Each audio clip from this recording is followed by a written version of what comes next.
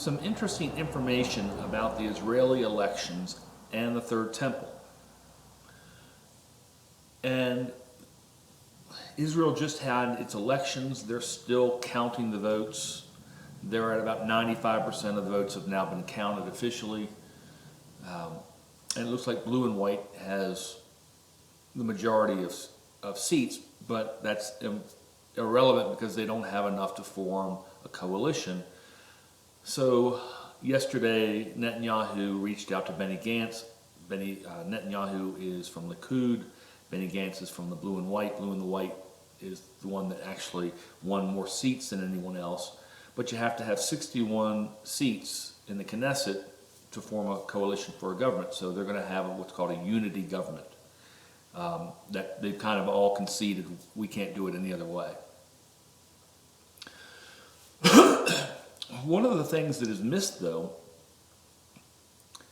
is what happened right before the election, 2 days before. And this went pretty much silent. September 17, 2019, Moshe Feiglin of Zehut agreed to allow, in other words, he was going to support Likud, and he got some concessions from it. Now, Moshe Feiglin is wanting to build the Third Temple.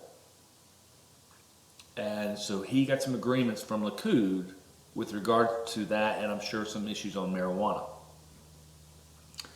That's a big deal on the building of the Third Temple if you've got an agreement. Now, there's one other factor that's going on that I think is also highly important, and that is Lieberman is, they've called him the kingmaker lately because he is going to support and throw his support from his party, and his support's going to allow the ruling party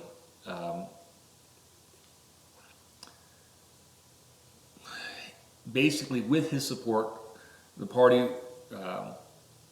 will be able to form the coalition needed for the Knesset. So because of that, he has tremendous power. Now, what is he looking for? He is looking for commerce to begin on Sabbath and for transportation to be allowed on Sabbath. So those don't really fly with the Torah. So it seems like, okay, finally, Israel has said, okay, we're going to fall away from the Torah. We're going to do our own thing. And what happens when you do that? Well, curses come down. So things seem to be rolling right along. And so,